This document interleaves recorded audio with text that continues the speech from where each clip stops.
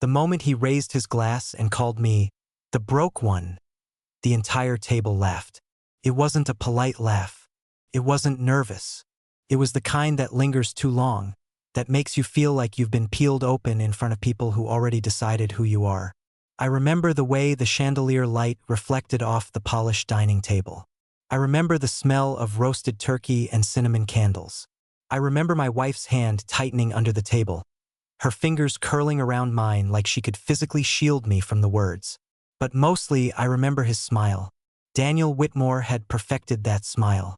Straight white teeth, dimples that looked almost rehearsed, and the confidence of a man who believed the world had been engineered specifically for his success. "Don't get me wrong," he continued, leaning back in his chair at the head of the table as though Thanksgiving were a shareholders' meeting and he owned the votes. "Ethan's smart. He just doesn't think big. Some of us build companies. Some of us analyze them." More laughter. His wife, my wife's sister, tilted her head sympathetically, as if I were a promising intern who simply lacked ambition. I swallowed. Slowly. "I like analyzing," I said evenly. "It keeps people from making expensive mistakes."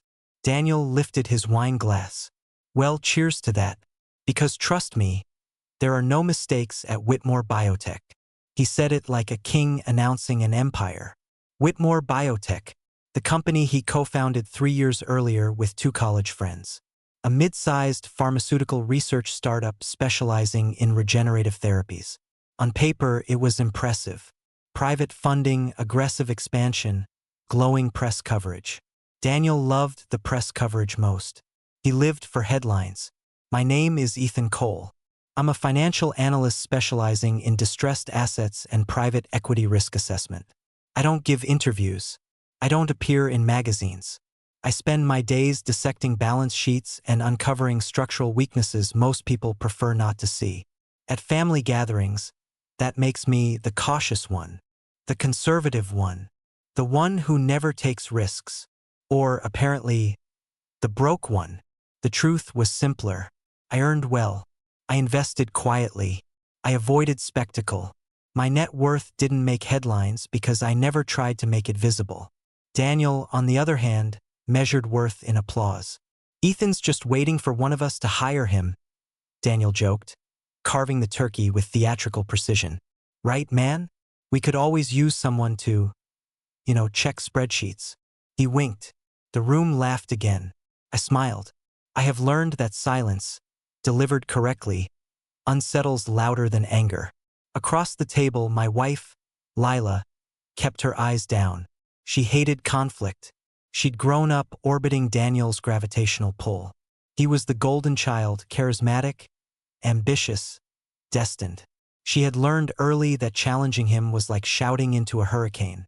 After dessert, Daniel cornered me in the living room near the fireplace. "You're quiet tonight," he said, swirling his drink. "I usually am." He chuckled. "Come on, Ethan. You can't take a joke." "I can." "Good."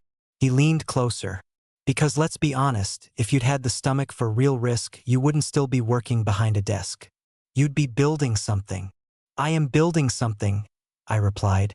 "Oh," he smirked. "What's that?" "Options." He laughed. A short, dismissive exhale. "Options don't make headlines." "No," I agreed. "They make control."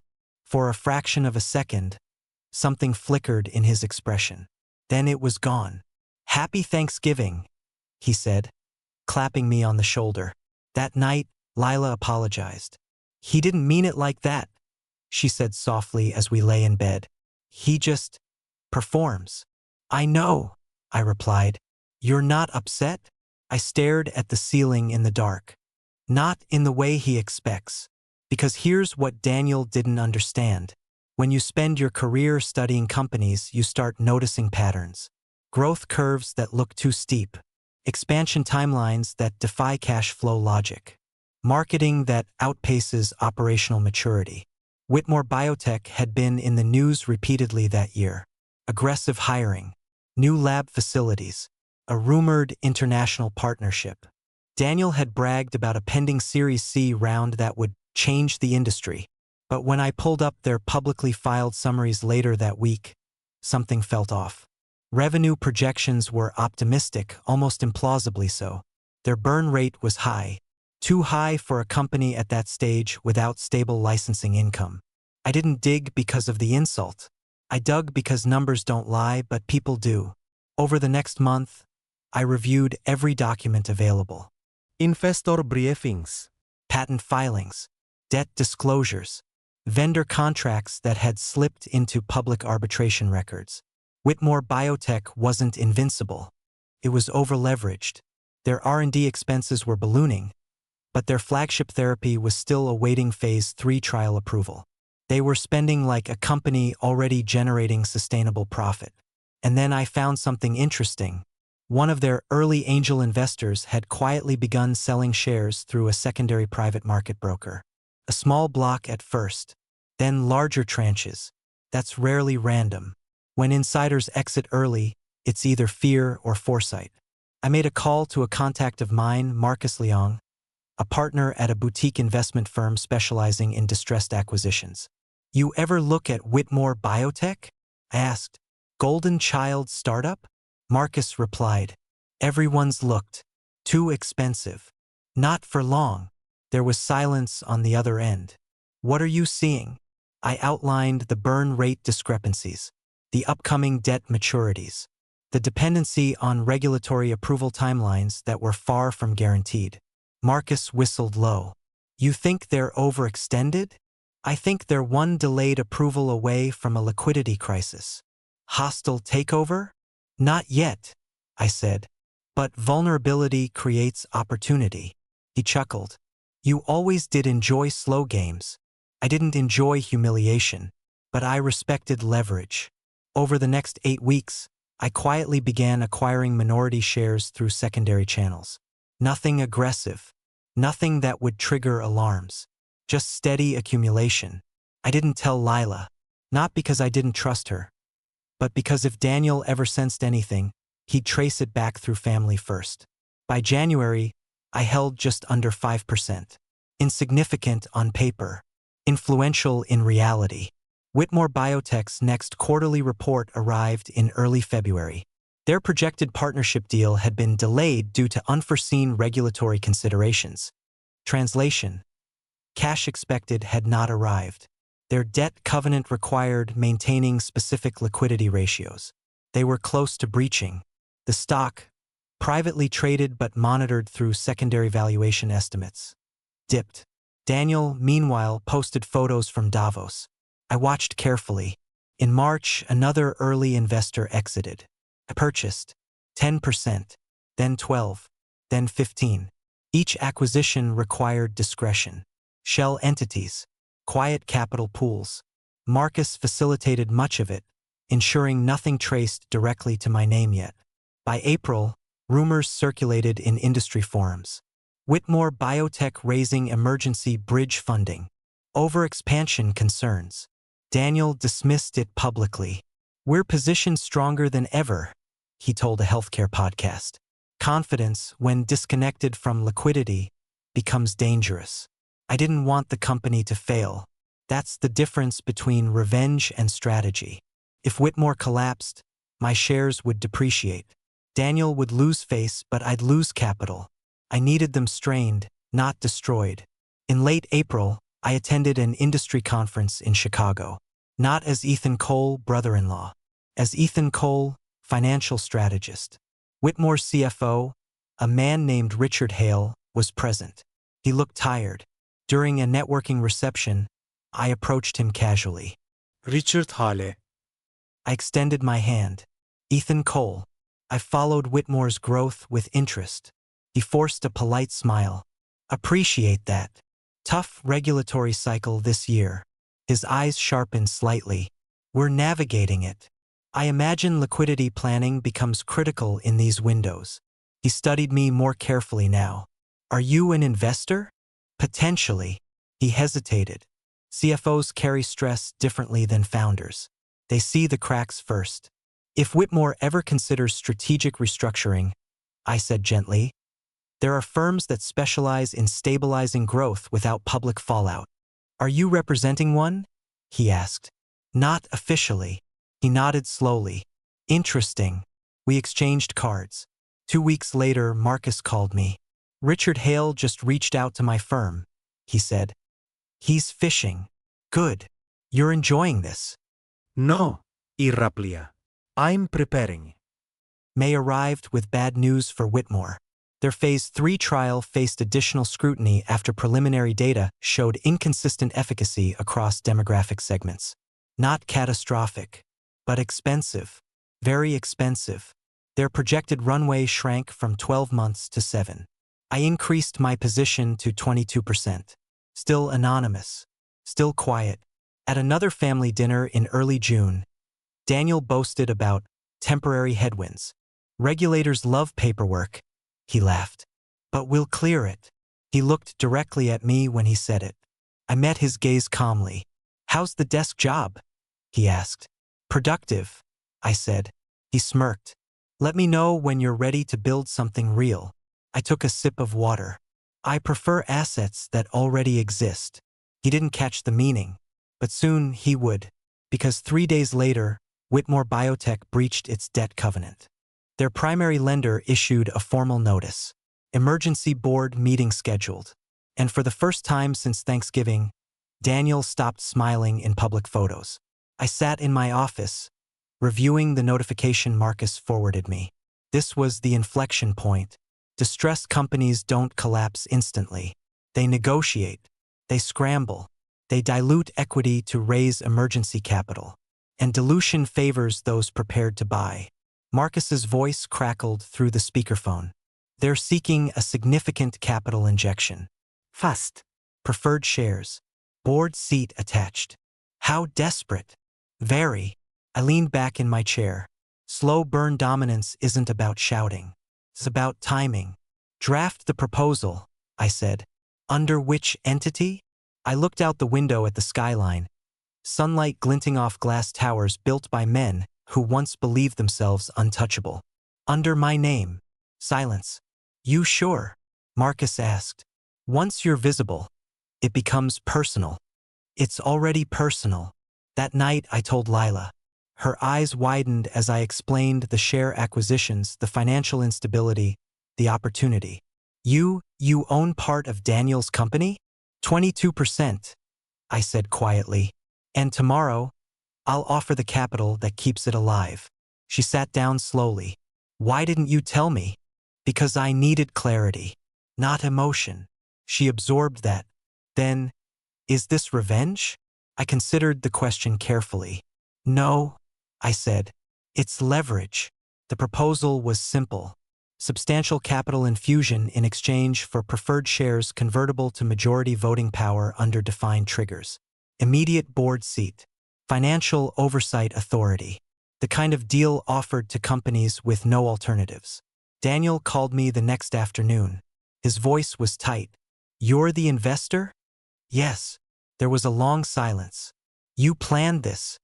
I prepared for it. You're trying to take my company. I'm trying to prevent it from collapsing. You could have just offered help. I did, I said calmly. In Chicago.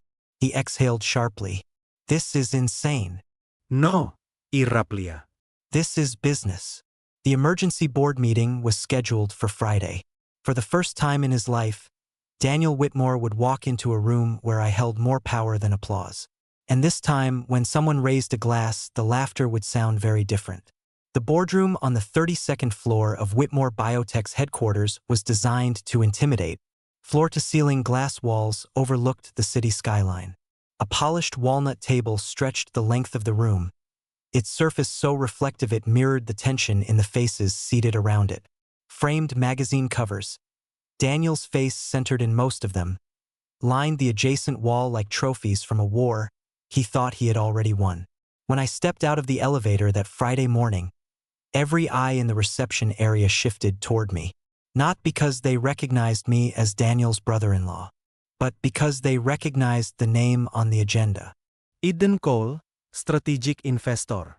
Daniel stood at the far end of the boardroom table when I entered. His posture was rigid. The effortless charisma he wore at Thanksgiving was gone. replaced by something tighter, controlled, defensive. To his right sat Richard Hale, the CFO, pale, sleep-deprived, a stack of documents neatly aligned before him like shields he knew wouldn't hold. Two independent board members occupied the left side of the table. Margaret Vance, a former pharmaceutical executive with steel-gray hair and a reputation for precision, and Alan Mercer, an early-stage venture capitalist who had seen enough collapses to recognize one forming. Marcus Leong sat quietly beside me, representing the capital vehicle backing the offer. He looked relaxed. He always did. Daniel cleared his throat. "Let's begin." He didn't look at me. Richard stood and began outlining the situation with clinical clarity. Liquidity shortfall, covenant breach, regulatory delay costs, vendor payment extensions already negotiated. He did not sugarcoat it. When he finished, silence settled over the room like fog. Margaret folded her hands. "What are our options?" Richard glanced at Daniel. Daniel inhaled. "We're in discussions for bridge funding." Alan leaned back. "At what valuation?" Daniel hesitated half a second too long. Richard answered instead. 30% discount to last round. Alan grimaced. "That's optimistic." Margaret turned toward me. "Mr. Cole, you've submitted a proposal." "Yes." Daniel finally met my eyes.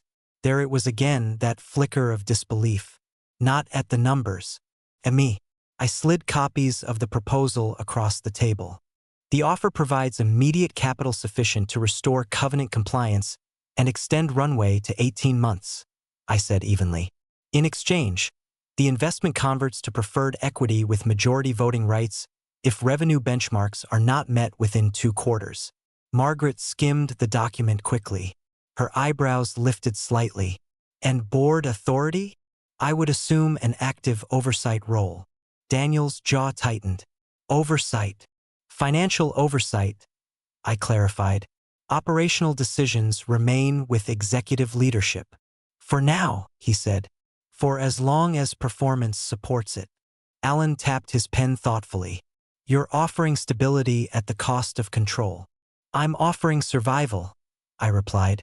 Daniel leaned forward, palms flat on the table. "You've been buying shares quietly," he said. Not a question. "Yes." "For how long?" "Since December." A sharp breath escaped him. "So this was strategic." "I analyzed distressed assets," I said calmly. "This is what I do." Margaret interjected. "Personal relationships aside, Mr. Cole's capital appears to be the cleanest solution available." Daniel's head snapped toward her. "Personal relationships are precisely the problem." Margaret's gaze hardened. "Are you suggesting he's acting irrationally?" Daniel faltered. "Because he couldn't. The proposal was rational." "Painfully so." Richard cleared his throat. "If we don't secure funding within 10 days, our primary lender may accelerate repayment." Silence again. Daniel looked at each board member in turn, searching for loyalty. But boardrooms do not run on loyalty. They run on math. Margaret spoke first. "I move that we provisionally accept Mr. Cole's term sheet pending legal review." Alan nodded. "Seconded." Daniel stared at me. "You want this?" he asked quietly. "I want the company solvent," I said. The vote was 3-1. Daniel's vote did not carry majority weight. For the first time in Whitmore Biotech's existence, Daniel Whitmore did not control the outcome of a board decision. He walked out of the room without shaking my hand. The news did not go public immediately. Officially, Whitmore Biotech announced a strategic capital partnership. Internally, the atmosphere shifted overnight. Employees sensed instability long before press releases admit it. Whispers traveled through labs and offices. Who was Ethan Cole? Why did he now have access to financial dashboards? Why was the CFO suddenly reporting weekly liquidity metrics instead of quarterly? I did not enter loudly. I requested data, cash flow breakdowns, vendor contracts, payroll structures, trial cost forecasts, licensing negotiations. Daniel avoided me whenever possible. When we did interact, it was clipped and formal. 1 week after the board vote, I requested a one-on-one meeting with Richard Hale. We met in his office overlooking the parking structure, less glamorous than Daniel's corner suite.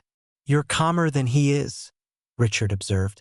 "I don't have his ego at stake," I replied. He studied me carefully.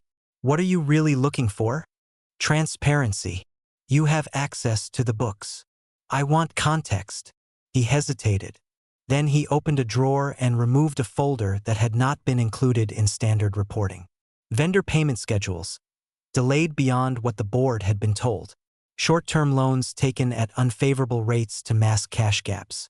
Consulting contracts with a marketing firm charging nearly triple industry norms. "Who approved these?" I asked. "Daniel," Richard said quietly. "Based on what rationale?" "Brand visibility."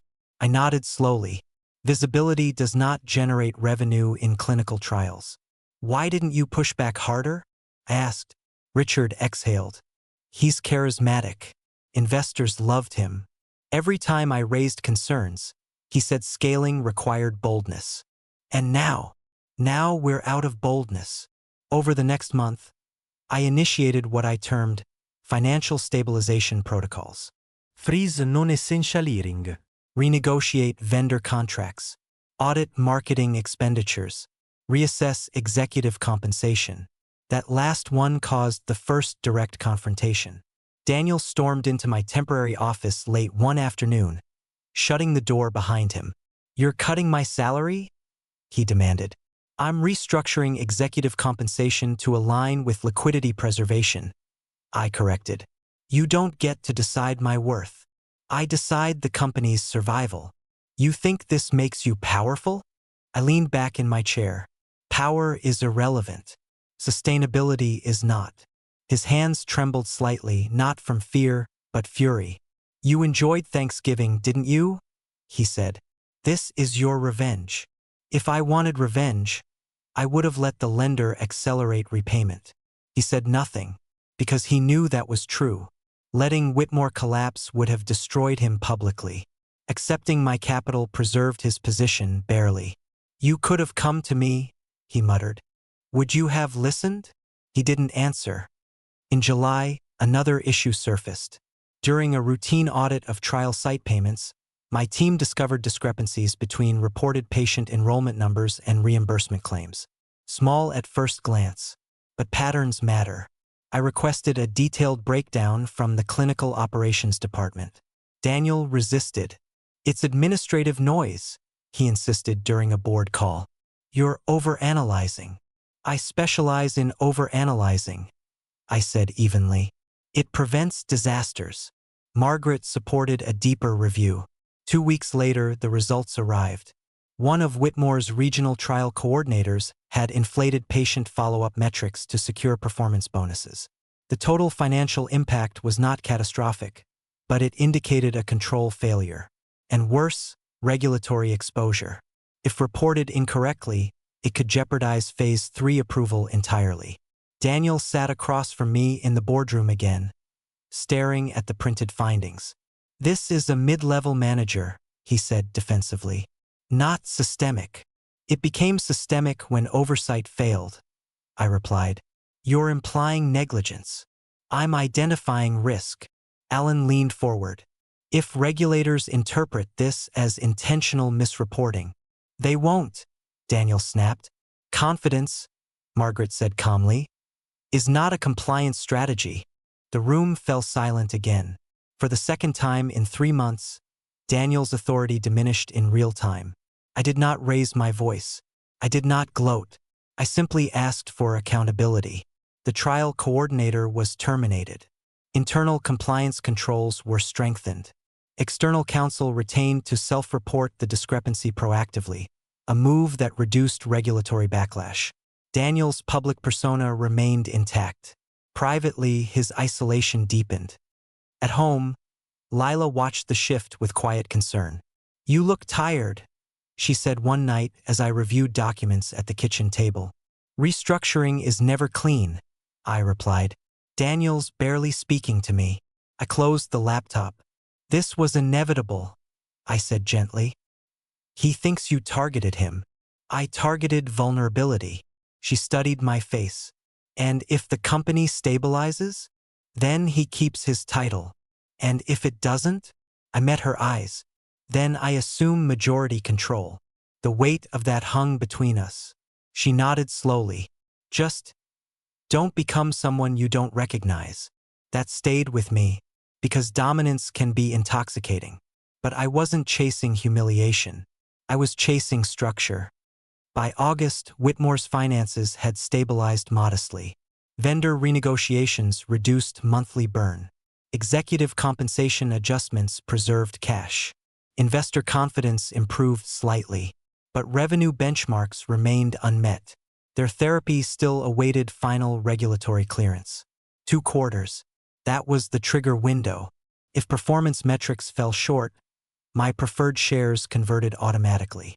Majority voting power. Control. Daniel knew it. And desperation changes people. Late one evening, Richard called me unexpectedly. "You need to see this," he said. "See what?" "Internal transfer logs." I drove to the office immediately. In Richard's dimly lit workspace, spreadsheets glowed on his monitor. Executive expense reimbursements. Large. Unusual. Authorized directly by Daniel. Luxury travel categorized as partnership development. Consulting retainers issued to a shell marketing subsidiary, one partially owned by Daniel's college roommate. My jaw tightened. "Have these been disclosed to the board?" I asked. Richard shook his head. "Not in this detail. Total exposure? High 6 figures. Not enough to bankrupt the company, but enough to indicate something more troubling. Daniel wasn't just overconfident. He was cornered, and cornered men justify actions they would once have condemned. I stared at the screen.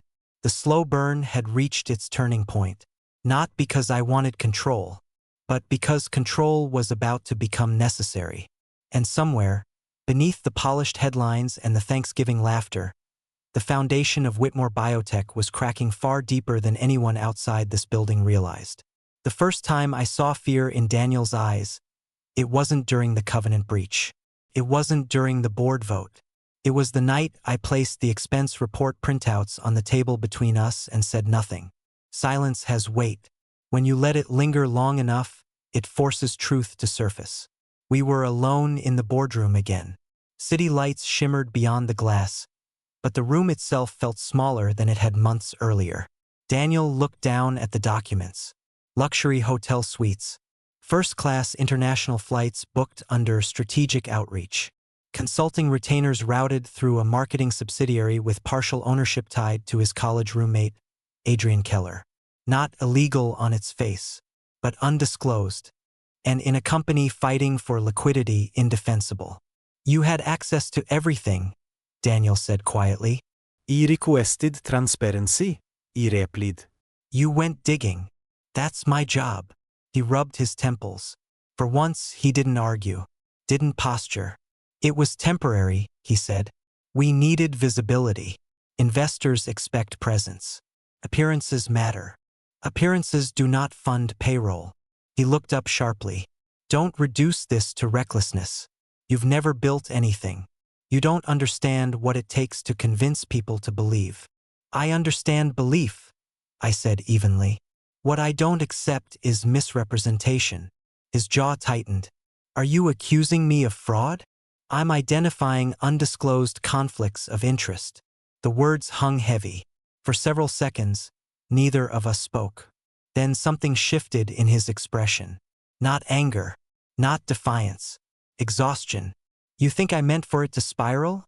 he asked, voice lower now. "You think I wake up trying to destroy what I built? I think you were afraid to slow down." He laughed bitterly. "Slowing down is how companies die." "No," I said. "Ignoring fundamentals is." He leaned back in his chair and stared at the ceiling. "Do you know what it's like?" he said quietly. "To be the person everyone expects to win?" I didn't answer. "When Whitmore launched," he continued, "people called me visionary, bold, the next big biotech founder. Investors threw money at us. Articles called us disruptive. You know what that does to someone? It amplifies risk tolerance," I replied. "It traps you." he shot back. Because once you're the golden one, you can't admit doubt. You can't tell your board you're scared of regulatory delays. You can't say revenue isn't where it should be. They don't fund fear. No, I said. They fund honesty. He looked at me sharply. And would you have funded honesty? He challenged. Yes. He searched my face for sarcasm. There was none. I never wanted to take your company, I continued. If I did, I would have waited for collapse. Then why are we here? He demanded. Because you crossed from optimism into concealment. He exhaled slowly. I can fix it. I don't doubt that you want to, I said. But this can't remain internal. His eyes darkened. If this goes public, it won't, I interrupted. If handled correctly. He leaned forward. What does correctly mean? It means full disclosure to the board. Immediate termination of the marketing subsidiary contract. Reimbursement of misallocated funds. And relinquishing unilateral financial authorization. His lips parted slightly. You want to strip my authority. I want to protect the company. And if I refuse? I met his gaze. Then I initiate conversion. Silence. The performance benchmarks had not been met. Revenue targets were short. Under the terms of the preferred shares, I had the legal right to convert to majority voting control immediately. Daniel knew it. He stood up and walked to the glass wall, staring out at the city. You planned for this, he murmured. I prepared for contingencies. You really are different from me. Yes. He turned back slowly. You don't need applause. No. What do you need? Stability. He studied me for a long moment. Give me one chance, he said. I disclose everything. I restructure compensation. I let you oversee financial operations fully. But I remain CEO. You would accept that? If the alternative is losing the company entirely, yes. This was the inflection point. Control was within reach. Legally clean. Financially justified. But control is not always the optimal outcome. A company under hostile leadership transition during regulatory review can destabilize further. Investors panic. Staff resign. Trials stall. What Whitmore needed wasn't dominance. It was recalibration. I'll defer conversion, I said finally. His shoulders sagged, almost imperceptibly. But, I continued, this is the last time discretion shields you. He nodded. For the first time since Thanksgiving, he did not argue. The board meeting that followed was tense but decisive. Daniel disclosed the undisclosed expenses. He admitted misjudgment. He presented a reimbursement plan and signed an amendment removing his unilateral spending authority. Margaret watched him closely the entire time. When he finished, she spoke calmly. Leadership is not measured by growth curves, she said. It's measured by correction. Alan added, this is your correction window. The board voted to accept the remediation plan. No press release was issued, but internally something fundamental shifted. Daniel no longer operated on charisma alone. He operated under scrutiny. The next 3 months were the hardest Whitmore Biotech had ever faced. We cut non-essential projects. We reallocated research funding to prioritize the most promising therapeutic pathway. We brought in an external compliance auditor. Daniel attended every finance review meeting without complaint. He listened more than he spoke. He began asking Richard questions instead of overriding him. Employees noticed. So did investors. In late October, the regulatory body issued a conditional approval for the flagship therapy, pending minor data clarification. Not a full victory, but momentum. The market responded cautiously but positively. Secondary share valuations rose modestly. Revenue projections adjusted upward. For the first time since spring, Whitmore's runway extended without emergency capital.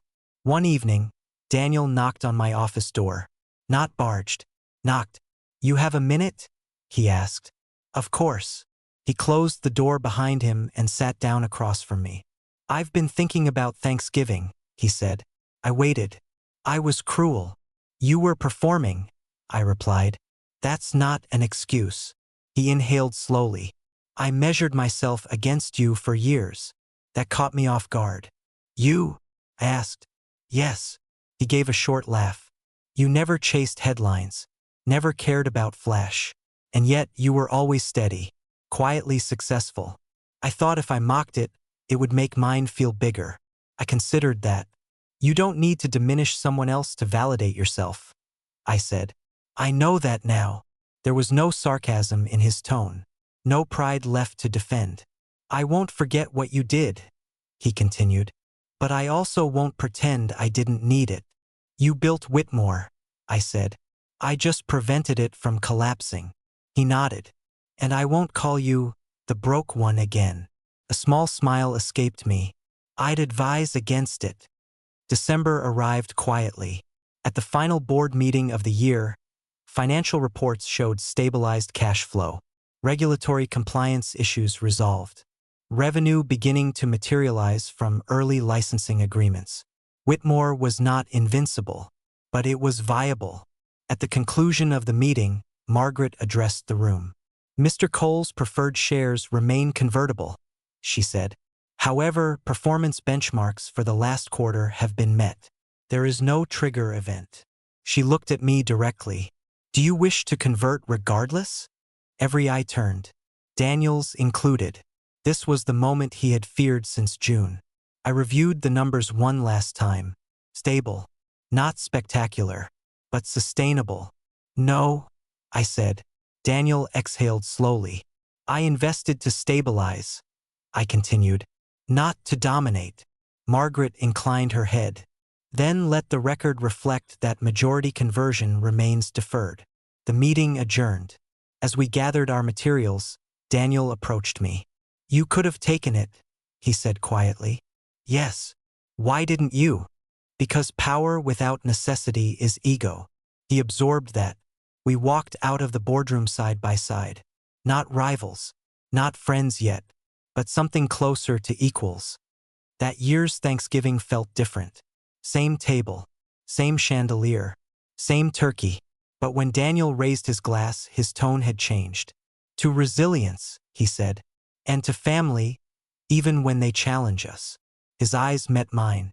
There was no mockery, no performance, just acknowledgement. I raised my glass in return. Slow burn dominance isn't about humiliating someone in return. It's about redefining the balance of power without shouting.